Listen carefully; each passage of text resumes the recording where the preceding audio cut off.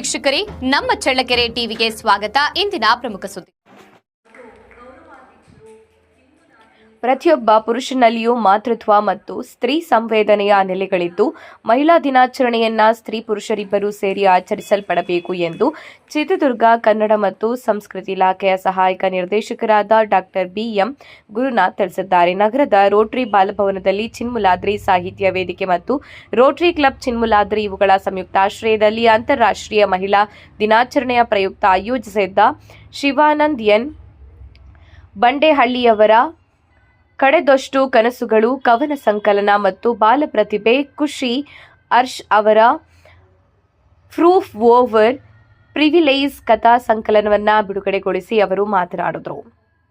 ಇದೇ ಸಂದರ್ಭದಲ್ಲಿ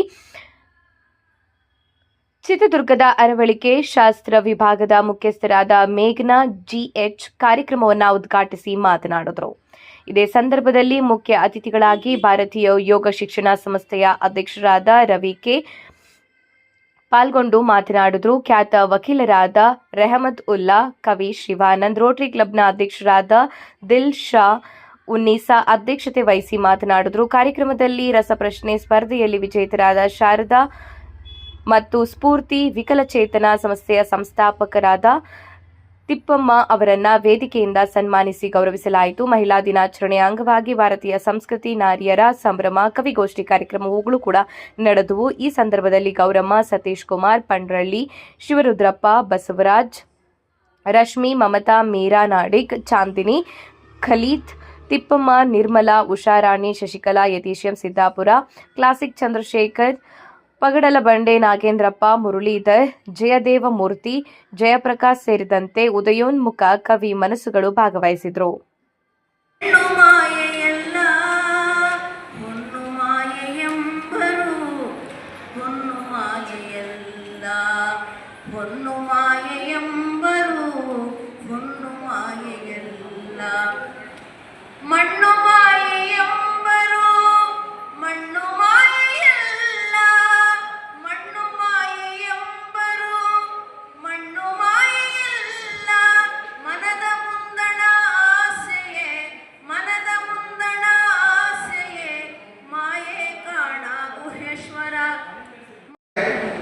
ಇದು ಗಂಡೆ ಸತ್ತೋಗಿರೋದು, ಇದು ನೇಪಾಗಿ ಸತ್ತೋಗಿರೋದು, ಇದು ಈ ರೀತಿ ಮರಳಾಗಿರೋ ಸತ್ತೋಗಿರೋದು ಅಂತ ಹೇಳೋ ಕೆಪಾಸಿಟಿ ಮೇಘನವರ ಹಸ್ಬೆಂಡ್ ಹೇಳೋರು. ಮುಂದಿನ ಸರಿ ಏನಾರ ಹಸಿದ್ರೆ ಗಂಡ ಹೆಂಡತಿ ಇಬ್ಬರಿಗೂ ಕರ್ಸೋಣ ಅಂತ ನಾನು ಭಾವಿಸ್ತೀನಿ.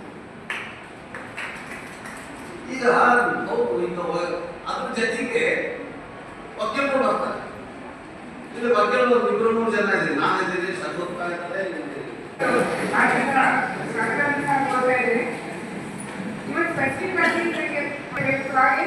ತುಂಬಾ ಫೋಕಸ್ ಆಗಿ ಮಾತಾಡ್ತಾ ಇಲ್ಲ. ಇಷ್ಟೊಂದಿನ ಸಾಹಿತ್ಯ ಬೇರೆಗಿಲ್ಲ. ನನ್ನ ಕನ್ನಡ ಸ್ವಲ್ಪ ಇಂಗ್ಲಿಷ್ ಮಿಶ್ರಿತವಾಗಿರೋ ಕಿಬೋರ್ಡಿಂದ ಸರ್ಟಿಫೈಡ್ ಟ್ರೈನರ್ ಇದ್ದೀನಿ. ಈಗ ಆಂಕಾಲಜಿ, ಆಮೇಲೆ NHS ಇಂದ ಕಾರ್ಡಿಯಾಕ್ ಇದ್ದೀನಿ.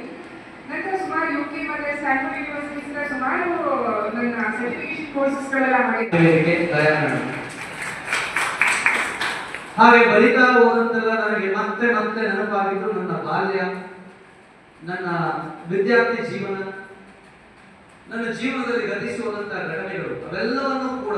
ಯಾಕೆಂದ್ರೆ ಒಂದು ಕಡೆ ಬೇಂದ್ರೆ ಹೇಳ್ತಾರೆ, ಬೆಂದವನೇ ಬೇಂದ್ರೆ ಆಗ್ತಾನೆ ಅಂತ. ಆ ಬೆಂದಿರೋದು ಅಂತಂದ್ರೆ ನನ್ನ ಜೀವನದಲ್ಲಿ ತುಂಬಾ ಕಾನೂನು ಕ್ಷೇತ್ರದಲ್ಲಿ ಕೆಲಸ ಮಾಡುವಂತ ಮನಸ್ಸುಗಳು, ಹಾಗೆಯೇ ಸೇವಾ ಕ್ಷೇತ್ರದಲ್ಲಿ ಕೆಲಸ ಮಾಡುವಂತಹ ಮನಸ್ಸುಗಳು, ಸಾಹಿತ್ಯ ಕ್ಷೇತ್ರದಲ್ಲಿ ಕೆಲಸ ಮಾಡ್ತಕ್ಕಂಥ ಇದು ಬಹಳ ಮುಖ್ಯ. ನಾನು ಮೊನ್ನೆ ಸುಮಾರು ಒಂದು ತಿಂಗಳ ಹಿಂದೆ ಅಂತ ಕಾಣುತ್ತೆ, ಮೇಡಮ್ ಮೇಘಾ ಅವ್ರ ಜೊತೆ ಮಾತಾಡ್ತಾ ಇದ್ದೆ ಮೆಡಿಕಲ್ ಕಾಲೇಜ್ ಮುಖ್ಯವಾದ ವಿಷಯ ಅಂದರೆ ಅರಿವಳಿಕೆ ಅದರಲ್ಲಿ ಬಂದಿರೋದು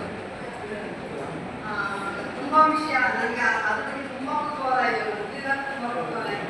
ಮತ್ತು ನನ್ನ ಸ್ನೇಹಿತೆ ಗೌರಮ್ಮ ಹೇಳಿದ್ರು, ಅರವಳಿಕೆಯಲ್ಲಿ ವಿಶೇಷತೆ ಏನಿತ್ತಲ್ಲ, ಎಲ್ಲರೂ ಒಂದು ಇಂಗ್ಲೀಷ್ ಕೊಟ್ಟರೆ ಅಲ್ಲಿ ಸಂಬಂಧ ಆಮೇಲೆ ಹೆಚ್ಚಾಗಿ ಸರಿ ಹೋಗ್ತದೆ.